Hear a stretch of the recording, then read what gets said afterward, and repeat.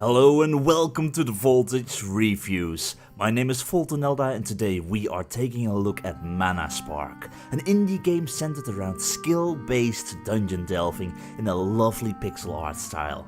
One thing you must be aware of though for this specific review, I've been playing this game for a long time now and I have seen it grow from a simple Gamejolt demo to the game it is right now. I've tried to help out a fair bit in the closed alpha and beta stage, so my review might be a tiny bit biased because of that, both in positive and negative ways. But I will try to remain as honest and fair as I can be. One small extra thing to note, this review has been recorded before the official release, which is something I've normally never been able to do, so if things end up being changed in some way, I'll try to add those to the pinned comment down below. In any case, the rules are simple. Mana Spark will be put to the test against the 7 different voltage categories, in which it can either earn half a point, a full point, or no points at all, depending on how well it performs in my eyes.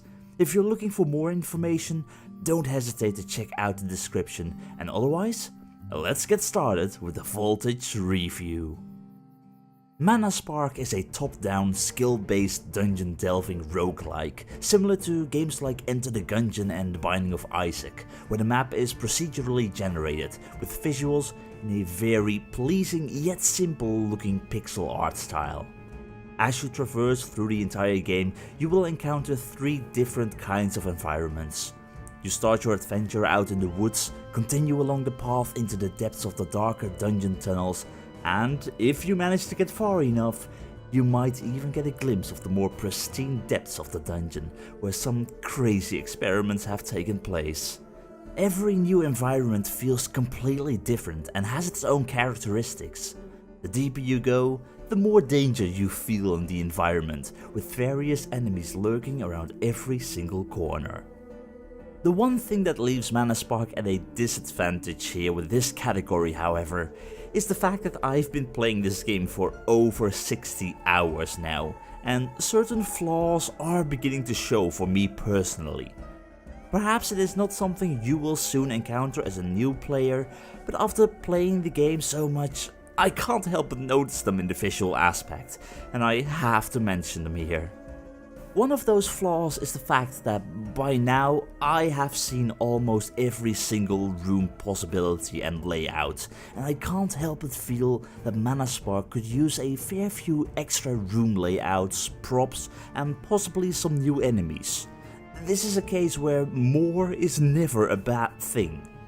It's true that with games like The Binding of Isaac and Enter the Gungeon, the repetitive feeling also kicks in at some point, but for some reason with Mana Spark, this repeated feeling begins much sooner, leaving me to wish for even more variety. This issue was slightly fixed during the closed beta, when the developers added some water and poison pool rooms to one of the earlier floor sets, which changed the look of some of those rooms quite a bit. But it still leaves me wanting to see more diversity together with some other props. Then there are also a few areas which could really use a bit more detailing or variation. The repeated textures eventually begin to show in some rooms when you pay close attention to the floor and the walls. Some rooms feel rather empty and bland, as if something is missing. And props like bookcases and barrels, they're all mostly copies of each other. If you've seen one bookcase, you've seen all of them. These are just tiny details, but after playing for so long, yeah, I can't help but notice it. I know that I am almost certainly nitpicking here, but I do have to clarify that I do love the entire feel of the visuals of Mana Spark. It's just that these small flaws, which might not be of any concern to any of you, have become one for me personally after playing for so long. The visuals are good, and in any other case I would have been able to give a full fault point here, but the nagging feeling remains that the variation is too little, and that more can still be done. especially when the early floors are repeated the most, since your early runs will quite often end too soon, causing you to see those same early floors the most. It is true that by the time you reach the third set of floors, the aberration chambers, you'll be greeted with a lot of new variety, but I just don't feel like I can award a full fault point here, and even if I wanted to, and trust me, I want to give it a full point badly. So because of that, and I hate to do it, I'm only able to award Mana Spark half a fault here, but it is really close to a full one, take that in mind. But I have to give either no point, half a point, or a full point, and I can't 100% justify a full point at this point in time. Moving on, we arrive at the overall story. In Mana Spark, humans struggle to survive in a world driven by mana, power in its purest form. Due to their inability to use mana, humanity is forced to live in secluded, hidden villages with the risk of getting killed or a life of enslavement to the beings and races that are able to use it. Your story begins as one such person, having escaped from your village mere moments after it is discovered and raided. But instead of facing extermination, however, specific humans from the village were taken away from their families this time around, and no others were killed. Seeing his chance, the main character managed to escape, and with help of a fellow human, they managed to track down where the people from their village have been taken. And so begins a dungeon delving quest, armed with just a bow and quiver and your own skills, in order to find out what happened to your people and why, with further lore about the events inside of the dungeon being learned through reading journals found in bookcases, left behind by the architect of this dangerous place.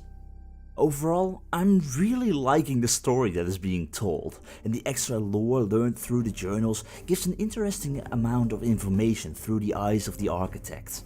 However, Mana Spark's story ends up being a quite small and contained one, limited to the events inside of the dungeon itself. Everything that you learn about the world and the architect's true goals, and I have to be careful here not to spoil anything, it doesn't go beyond the dungeon in regards to the gameplay. The game's story holds a lot of potential, and after defeating the final boss, it really makes me wonder what would happen afterwards, but the game unfortunately leaves that up to your own imagination. As much as I enjoy Mana Spark's story, it leaves me quite conflicted here, cause I want to know more about this world. I want to know more about the characters and the enemies you encounter, and about so much more, but unfortunately the game's information remains limited in that regard. For example, one of the 3 bosses you encounter is a giant floating eyeball named the Knowledge or the Beholder, but in the game there's only one journal which mentions him.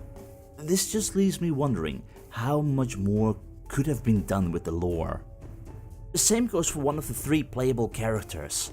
There is hinted at his motivations outside of the game, but never is this mentioned or further explored in the game.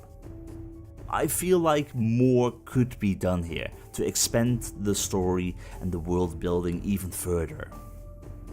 I would love to give Mana Spark a full fault here, but I can't help but feel that the game hasn't reached its full potential just yet in regards to the story, as if there are still some puzzle pieces missing which would make sense to be present in the game. Again, Mana Spark is at a disadvantage here since I've gotten so interested in this game's story, and because of that I can't fully justify a perfect score here. But again, close. It's close, real close. So half a fault it is. Now, an interesting story and pretty visuals aren't what make a good game. One of the cornerstones is often a good start and design. So let's take a look at the level design.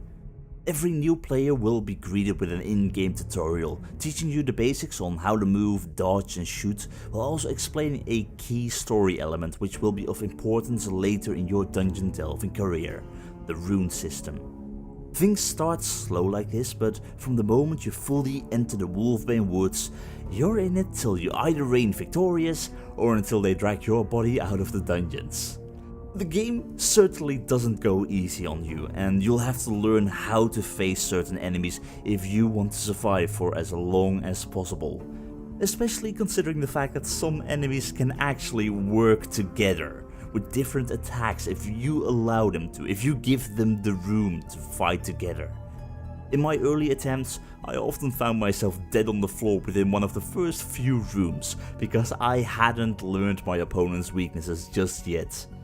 The more you play, the more you'll learn, and needless to say, with me now having a lot more experience, the early floors have become a total breeze. From experience, I can thus say that the beginning might be quite difficult, but once you get the hang of things, you'll enter the dungeon floors with a lot more confidence. And about those floors, they are completely random. No run will be the exact same, for item and enemy placement is different together with the room layouts. Sometimes you'll have a small dungeon floor, while the next time it will be a sprawling mass of rooms. Both have their advantages and disadvantages, but one thing is for sure, every run will be different, and a lot will depend on the player's own skill, which you will develop through playing and learning. It takes some practice, but soon you will know when to dodge and when to stand your ground. You'll even get a rare chance to face some of the stronger enemies in the areas which they normally don't appear in. That way, you might face a lone orc in the Wolfbane Woods, while normally it would only be found in larger amounts in the buried tunnels. This gives the player a nice way to practice on these new enemies. The main thing that I can say about the level design is that it can sometimes be very easy and other times nearly impossible, depending on how skilled you are, if you find some good items, and if you make good use of your weaponry. Oh, and a bit of luck now and then can also help a great deal. Learn from the mistakes you make and adapt your fighting style, and you will get further and further. Mana Spark is challenging for sure, but overall, I'm really happy with the level design. You're taught what you need to know, and the things you aren't taught about are obvious enough to be explored on your own, like upgrading items and whatnot.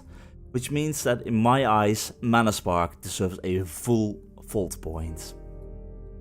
Moving on, we arrive at the time skill, and oh boy, can you spend a lot of hours on this game if you want to.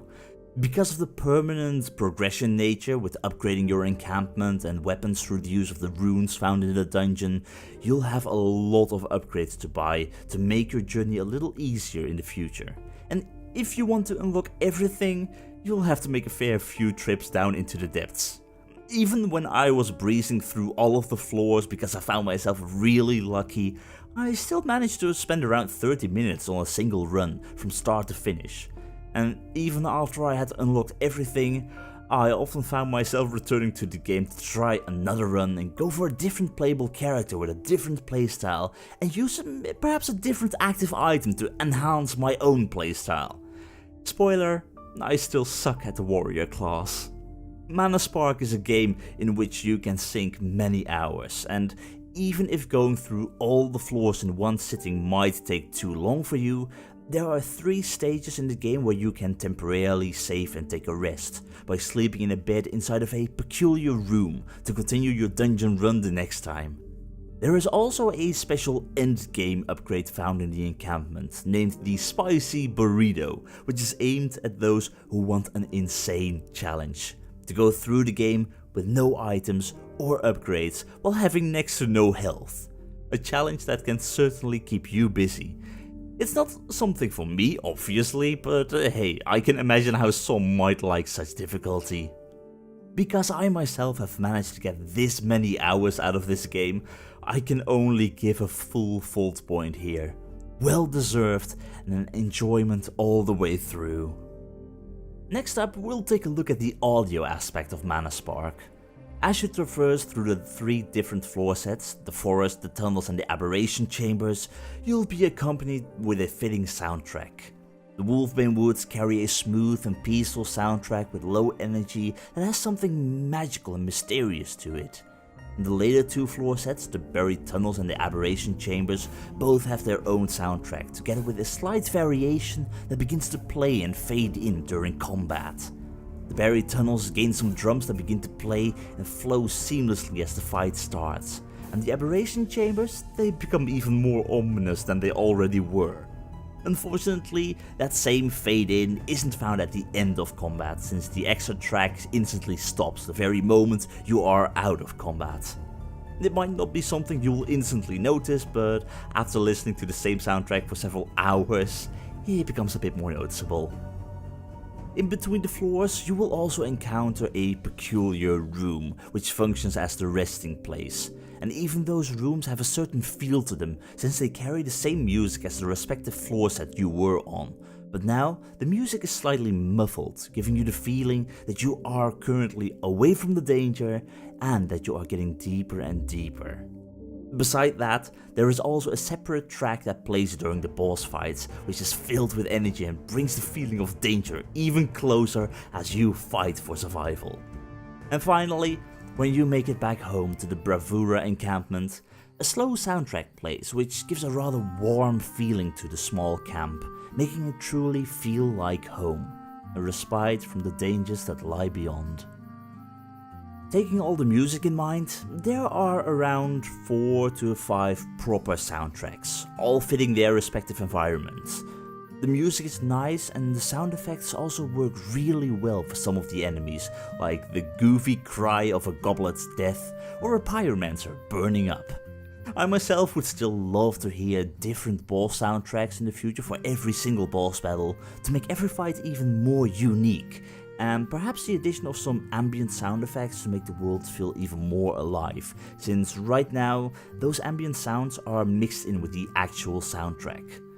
In the end, however, I am quite content with the music and the audio, and because of that, I think that Manaspark deserves a full fault point here.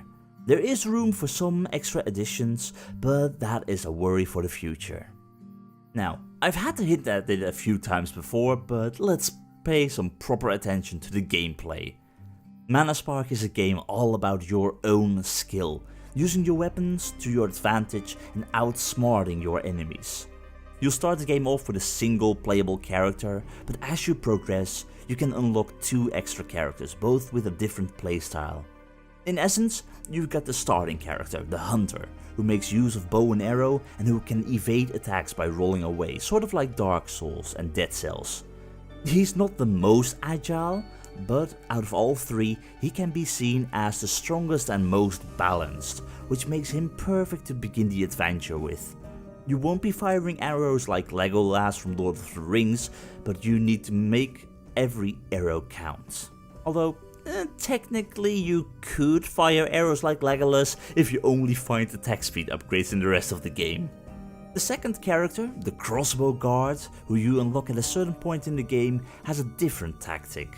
While her crossbow proves to not be the most powerful, its rapid fire shooting, combined with her own agile nature that allows you to keep moving while attacking, can quickly allow you to reposition and get out of a sticky situation while you pelt the enemy with large amounts of crossbow bolts and dash out of danger when things get a little bit too rough.